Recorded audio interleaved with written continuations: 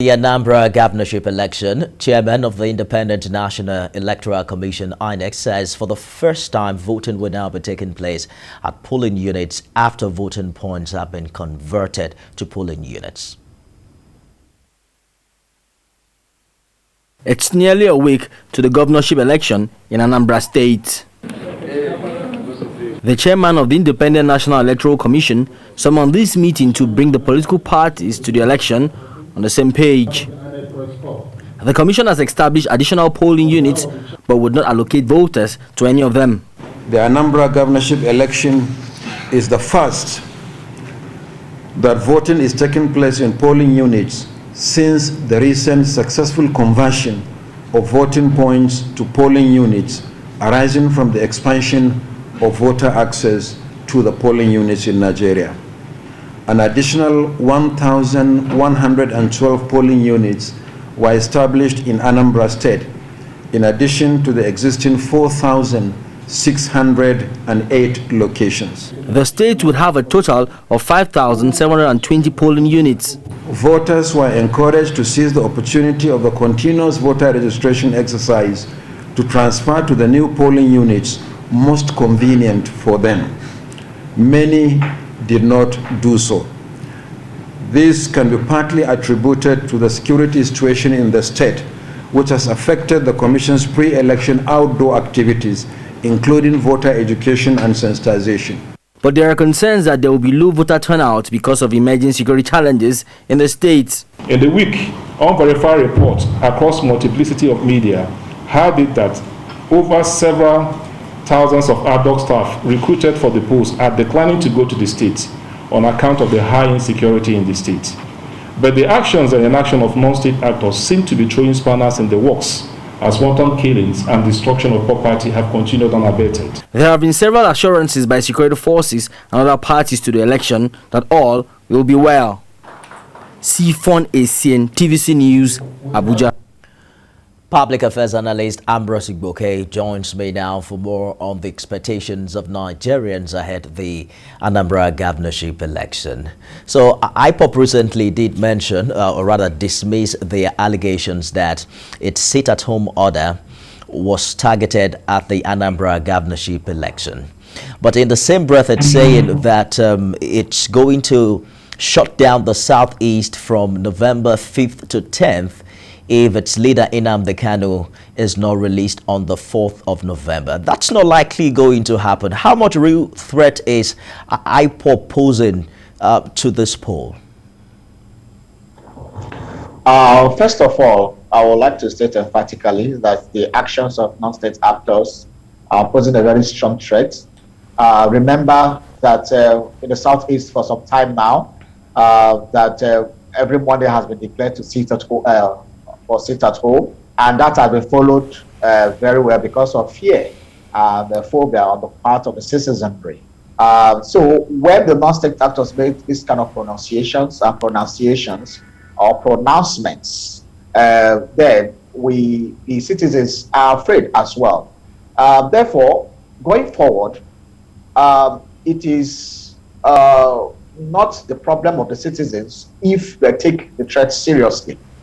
So I am suggesting that the federal government and the stakeholders that want the election to hold in Anambra State should, provide more solutions.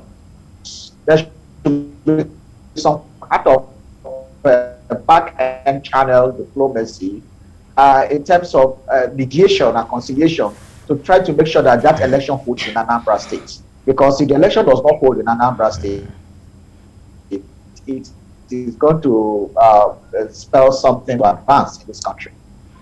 Mr. Igboke, I'd like us to look at the figures here. The police is deploying quite a number of AIGs, DIGs, some 16 police commissioners, over 30 deputy commissioners, thousands of police personnel, 3 helicopters, dogs, and what have you.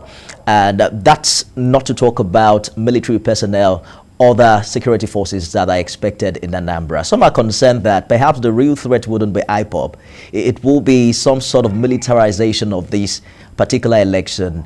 And what we have seen the implication we've seen it have on voter apathy in previous polls? Well, we are still talking about the threat posed by non-state actors. The state actors are now ramping up capacity for physical presence of security personnel. The numbers are huge, they are intimidating. And when you have that kind of number in a geographical space as small as Anambra State, the geographical boundaries of Anambra State are very small. Sometimes it's not even up to one local government in a state like Kaduna. So when you now start heavy, in terms of heavy security presence in that kind of state, then the voters will be intimidated. They're already being intimidated by non-state actors. Now, by putting that kind of huge number on ground, those boots on ground, then you are frightening them away. And so it will definitely increase voter apathy. And like I always advocate, I get concerned sometimes that security in Nigeria is about physical presence. I think the world has moved beyond that. And security is no more by physical presence, by physical maneuvers.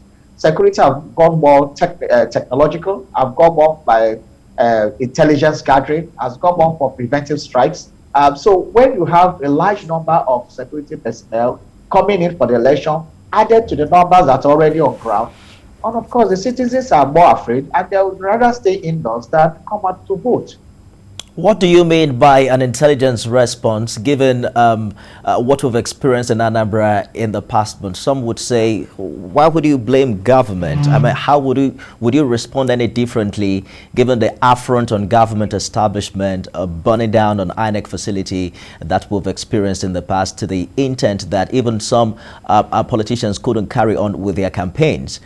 Some would say that non-state actors have given government all the right reasons to take this action.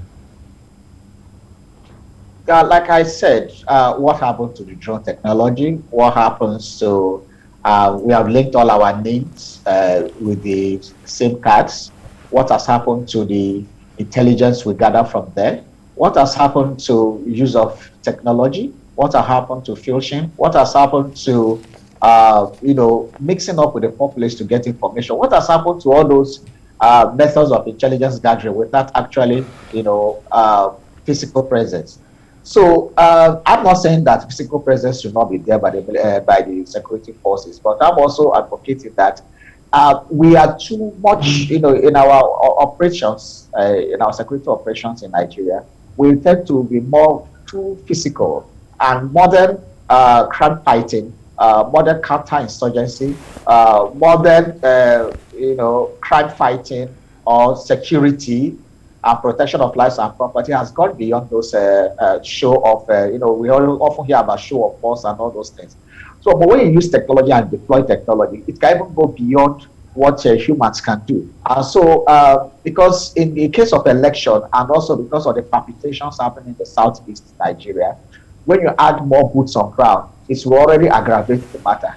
So we should be looking at more ways of, actually fighting crime and ensuring that lives are protected beyond just having boots on ground. That's what I'm advocating for, a fusion of that. But when you say you have an election in a tiny state like Anambra State, they're having 30,000 security personnel with all those states, it's rather frightening the people that console them. Well, INEC said it's ready. Government says it will provide security. Perhaps we'll watch and see how the electorate respond. Public Affairs Analyst Ambrose Igboke, thank you for talking to us tonight. Thank you for having me.